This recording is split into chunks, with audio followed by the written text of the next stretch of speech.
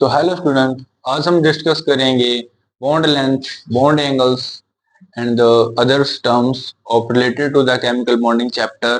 और ये lecture number 3 है, chemical bonding chapter 11th class. Topic है बॉन्ड लेंथ। तो बॉन्ड लेंथ क्या होती है? It is defined as the average distance between the centres of the nuclei of two bonded atom in a molecules. Means ये क्या बोलती है, मान लो मेरे पास एक ये एटम है और सेकंड ये वाला एटम है। अगर ये दो एटम मान लो ए एंड बी एटम आपस में बॉन्डेड हैं, तो इनके जो मतलब ये इसका सेंटर मान लो, ये इसका सेंटर मान लो, इन दो बॉन्डेड एटम के न्यूक्लियाई के सेंटर से ये जो एवरेज डिस्टेंस है, मतलब दो एटम जो बॉन्डेड हैं उनके न्यूक्लियाई, ये मान लो इस बी का न्यूक्लियाई, ये ए का न्यूक्लियाई, इन दोनों के बीच में जो एवरेज डिस्टेंस है ना, उसे हम बोलते हैं बॉन्ड लेंथ ऑफ मॉलिक्यूल। ये क्या है हमारे पास?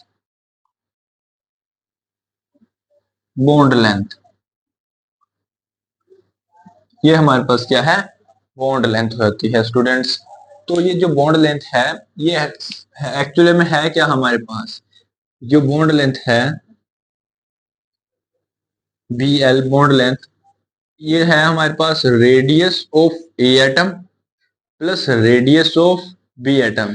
कैसे? मान लो ये हमारे पास एक स्फीयर है, आपको पता है एटम एक स्फीयर होता है। अब स्फीयर, इस ए स्फीयर का रेडियस क्या है? आर ए सपोज कर लेते हैं। और जो बी एटम है इसका स्फीयर क्या है? R B. मीन्स जो एवरेज डिस्टेंस होगा वो क्या होगा? The sum of the radius of A atom plus the radius of B atom. इसलिए हम इसे बॉन्ड लेंथ को R A plus R B भी लिख सकते हैं। और इसे एक टर्म मुझे देता है internuclear distance between the atoms. क्या इंटरन्यूक्लियर? इन दोनों के बीच में आपस में डिस्टेंस कितना है।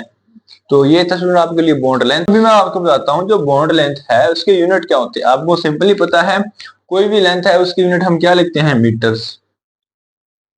मीटर कोई भी लेंथ के यूनिट होते हैं। बट आपको पता है एटम है बहुत ही स्मॉल पार्टिकल्स है, मीन्स बहुत ही छोटा है जो कि हम देख नहीं सकते हैं। तो इसकी जो बॉन्ड लेंथ है वो या ज्यादातर या तो हम एंगोस्ट्रोम में मेजर करते हैं, या नैनोमीटर में, या हम मेजर करते हैं पिकोमीटर्स में। इन तीन टर्म्स में मेजर की जाती है।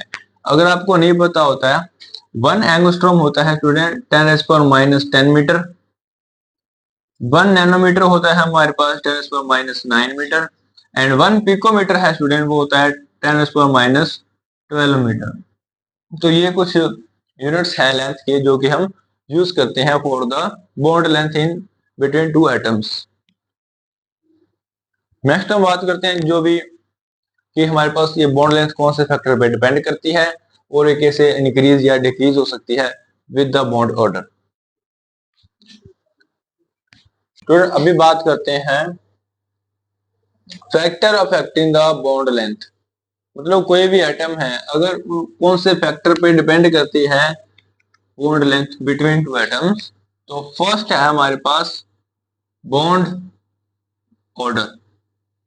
बॉन्ड ऑर्डर मीन्स कोई भी दो एटम के बीच में कितने बॉन्ड हैं। जैसे मैं बात करता हूं कार्बन, दो कार्बन के बीच में ट्रिपल बॉन्ड भी हो सकता है, दो कार्बन के बीच में डबल बॉन्ड और सिंगल बॉन्ड भी हो सकता है। तो चलो हम ये बात करते हैं, जैसे मान लो कि अगर हम पहले कोई सिंगल सिंगल है, मान लो सिंगल बॉन्ड प्रेजेंट है, तो दो एटम के बीच में अगर सिंगल बॉन्ड प्रेजेंट है, मींस आपको मैंने बता रखा है केमिकल बॉन्ड क्या है? एक अट्रैक्शन की फोर्स है। तो अट्रैक्शन की फोर्स जितनी ज्यादा होगी एटम उतने ही क्या आएंगे? क्लोज आएंगे। अब जितनी कम होगी तो एटम क्या रहेंगे? दूर रहेंगे। अब इसमें क्या है? सिंगल बॉन्ड के थ्रू अट्रैक्शन है। अगर सिंगल बॉन्ड के थ्रू अट्रैक्शन है तो एटम थोड़े दूर दूर रहेंगे। जैसे मान लो इसमें क्या हो गया? डबल बॉन्ड हो गया। अब डबल हो गया तो अट्रैक्शन क्या? डबल हो गई। अब अगर अट्रैक्शन डबल हो गई तो एटम थोड़े क्लोज आ जाएंगे। अब जैसे ही अट्रैक्शन को आप ट्रिपल करोगे तो इलेक्ट्रॉन और ज्यादा क्लोज आ जाएंगे। मीन्स जैसे जैसे हम बॉन्ड लेंथ मतलब बॉन्ड ऑर्डर बढ़ाते हैं, एक दोनों एटम आपस में क्लोज आते जाते हैं। और अगर एटम अगर क्लोज आएंगे तो उनके बीच में जो डिस्टेंस है वो क्या होगा? डिक्रीज हो जाएगा। मीन्स हम लिख सकते हैं with increase in bond order, bond order, bond length decreases. तो स्टूडेंट ये इंपॉर्टेंट है, जैसे जैसे बॉन्ड ऑर्डर को बढ़ाते जाएंगे बॉन्ड लेंथ डिक्रीज होती जाएगी। मीन्स सबसे ज्यादा बॉन्ड लेंथ किसकी है, सिंगल बॉन्ड के अंदर, फिर क्या है डबल में, फिर उससे कम क्या है ट्रिपल में है। मीन्स सबसे ज्यादा बॉन्ड लेंथ सिंगल बॉन्ड में है, उससे कम डबल में, उससे कम ट्रिपल में। तो हम ये याद रखना, अगर बॉन्ड मल्टीप्लिसिटी या बॉन्ड ऑर्डर इंक्रीज होता है तो बॉन्ड लेंथ हमारे पास क्या होती है, डिक्रीज होती है। सेकंड फैक्टर है हमारे पास साइज ऑफ एटम। तो साइज ऑफ एटम पर भी बॉन्ड लेंथ डिपेंड करती है। जैसे मान लो कि अगर दो एटम हैं, अगर उनका साइज स्मॉल है, जैसे मान लो कोई दो बॉल है या कोई दो एटम है, अगर उनका साइज स्मॉल है, अब अगर मैं कोई भी दो बॉल्स, अब दो बॉल्स मान लो छोटी छोटी बॉल्स हैं, इनको अगर मैं क्लोज में मतलब बॉन्डेड करूंगा कोई भी ए बी एटम को, अगर बहुत छोटे हैं तो इनके बीच में जो बॉन्ड लेंथ है वो भी क्या होगी, स्मॉल होगी। अब मैं मान लो मैं कोई सी और डी थोड़े बड़े एटम हैं, उन दोनों को कंबाइन करता हूं आपस में, तो बॉन्ड लेंथ क्या होगी, थोड़ी इंक्रीज हो गई है। क्योंकि अगर एटम का साइज बढ़ा तो उनका रेडियस बढ़ा, रेडियस बढ़ा तो बॉन्ड लेंथ भी इंक्रीज हो गई। अब मान लो थोड़ा सा और बड़ा एटम लेता हूं मैं, ई एन एफ ले लिए, तो जैसे जैसे मैं एटम का साइज इंक्रीज करता जाऊंगा मेरे पास बॉन्ड लेंथ क्या हो जाएगी, इंक्रीज। क्योंकि जैसे हम एटम का साइज इंक्रीज करते हैं एटम का रेडियस भी इंक्रीज होता है। तो अगर रेडियस इंक्रीज हो रहा है तो उनके बीच में इंटर न्यूक्लियर डिस्टेंस भी क्या होगा, इंक्रीज होगा। दैट मीन्स हमारे पास बॉन्ड लेंथ भी क्या होगी, डिक्रीज होगी। तो हम लिख सकते हैं अगर हम साइज को इंक्रीज करेंगे तो बी एल मतलब बॉन्ड लेंथ वो भी हमारे पास क्या होगी, इंक्रीज होगी। तो स्टूडेंट ये था concept of bond length. And next हम बात करते हैं बॉन्ड एंगल क्या होता है। नेक्स्ट हम बात करते हैं bond angle. Orbitals containing bonding electron pairs around the central metal atom in a molecules. Means कोई भी बॉन्डिंग इलेक्ट्रॉन, मतलब जैसे मैं एग्जांपल के थ्रू आपको समझाता हूं। जैसे मान लो ये हमारे पास कार्बन है, अब इसके क्या है हमारे पास, एक इधर एच एटम अटैच है, एक इधर, एक इधर और एक इधर। मीन्स ये हमारे पास क्या है, बॉन्डिंग इलेक्ट्रॉन पेयर्स। ये जो बॉन्ड है सी और एस के बीच में, इसमें जो इलेक्ट्रॉन है उन्हें हम बोलते हैं इलेक्ट्रॉन। तो स्टूडेंट जो कार्बन और हाइड्रोजन के बीच में जो बॉन्ड है, इन दोनों में जो इलेक्ट्रॉन प्रेजेंट है उसे हम बोलते हैं बॉन्डिंग इलेक्ट्रॉन पेयर। और ये बनते हैं दो ऑर्बिटल के कॉम्बिनेशन से। इसमें एस का आपको पता है एस ऑर्बिटल है, इसके अंदर पी ऑर्बिटल का कॉम्बिनेशन है। तो ये हमारे पास क्या है, बॉन्डिंग इलेक्ट्रॉन पेयर। ये हमारे पास सेकंड बॉन्डिंग इलेक्ट्रॉन पेयर है, ये third and fourth bonding electron pair है। तो according to definition the bond angle between two, means ये मान लो ये बॉन्डिंग इलेक्ट्रॉन पेयर, ये भी बॉन्डिंग इलेक्ट्रॉन पेयर, इन दो बॉन्डिंग इलेक्ट्रॉन पेयर के बीच में जो बॉन्ड एंगल होगा, मीन्स ये बॉन्डिंग इलेक्ट्रॉन पेयर ये भी, इन दोनों के बीच में जो एंगल है उसे हम बॉन्ड एंगल बोलते हैं। अगर हम बात करें CH4 की, तो इसके अंदर 1095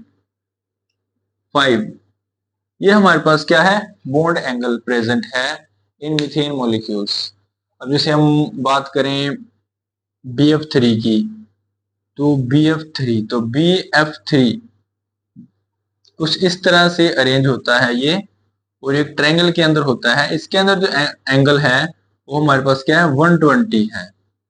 तो सर डिफरेंट डिफरेंट स्ट्रक्चर्स के अंदर डिफरेंट डिफरेंट एंगल्स होता है। Means different different bonding pairs के बीच में डिफरेंट डिफरेंट एंगल होता है।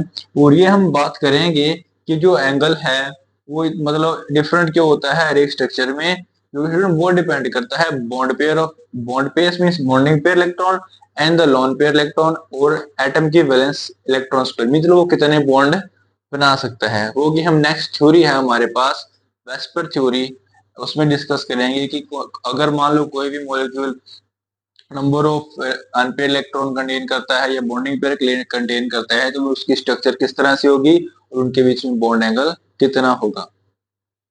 अभी अभी हम बात करेंगे बॉन्ड एंथैल्पी, या बॉन्ड एंथैल्पी को नाम देता है बॉन्ड डिसोसिएशन एंथैल्पी। ये हमारे पास क्या होती है, the amount of energy required to break a 1 mole of bonds in a particular types of atoms in gaseous state। Means कोई भी एटम, जैसे मान लो मैं H2 की बात करता हूँ, N2 की बात करूं, अगर O2 की बात करूं, जैसे H2 एक एलिमेंट है, ये हमारे पास ये गैसियस स्टेट में है। अगर इस गैसियस स्टेट में हमें जो H है, H को आपको पता है H ऐसे बॉन्डेड होता है, नाइट्रोजन कुछ ट्रिपल बॉन्ड के अंदर प्रेजेंट होता है, ऑक्सीजन हमारे पास क्या है, डबल बॉन्ड के अंदर प्रेजेंट होता है।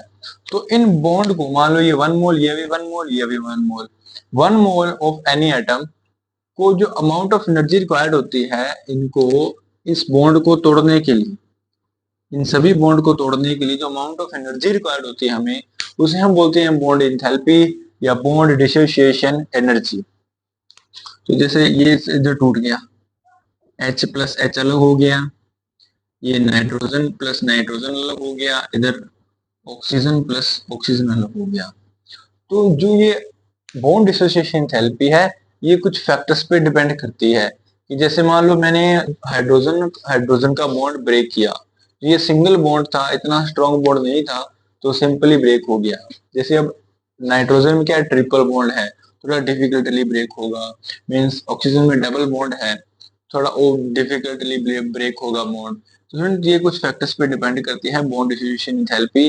होप आपको समझ आ गया होगा बॉन्ड डिसोसिएशन एंथैल्पी होती क्या है। और अभी इसी बात करते हैं कौन से फैक्टर्स पे डिपेंड करती है। एक तो आपको क्लियर ही है, bond multiplicity means bond order पे तो डिपेंड करती है। जैसे जैसे हमारे पास अगर बॉन्ड ऑर्डर इंक्रीज होता है, तो आपको पता है बॉन्ड लेंथ डिक्रीज होती है, तो बॉन्ड को तोड़ने के लिए हमें ज्यादा एनर्जी प्रोवाइड करानी पड़ेगी। अगर ज्यादा एनर्जी प्रोवाइड कराते हैं तो मींस बॉन्ड एंथैल्पी बहुत ही ज्यादा होगी।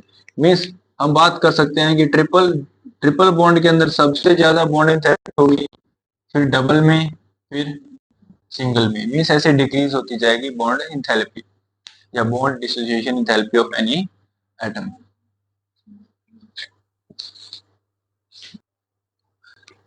तो फिर नेक्स्ट हम बात करेंगे factor affecting the bond enthalpy.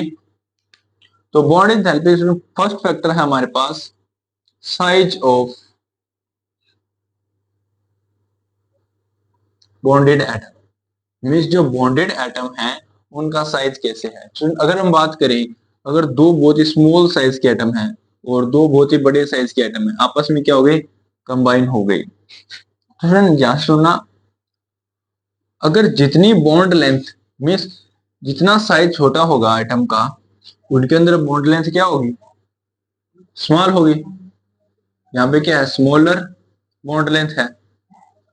Means अगर स्मॉल साइज एटम का तो स्मॉलर बॉन्ड लेंथ, अगर लार्जर साइज ऑफ एटम है मीन्स लार्ज बॉन्ड लेंथ होगी। तो अगर तुम कोई भी बहुत छोटा, मतलब बॉन्ड लेंथ बहुत छोटी है, तो उसको तोड़ना बहुत डिफिकल्ट। जैसे मान लो ये मार्कर है, मार्कर बहुत ही छोटा साइज का है, तो उसको ऐसे बीच में से तोड़ना बहुत डिफिकल्ट है।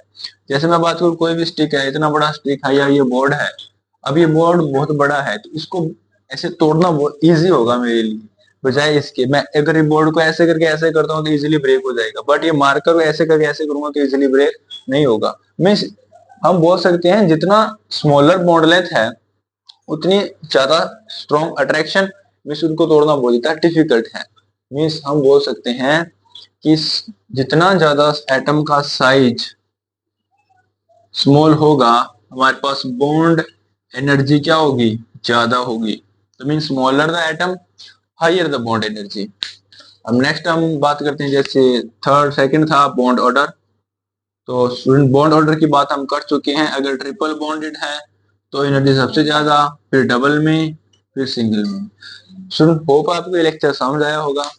अगर वीडियो अच्छी लगी हो तो वीडियो को शेयर करना, एंड अगर थैंक्स।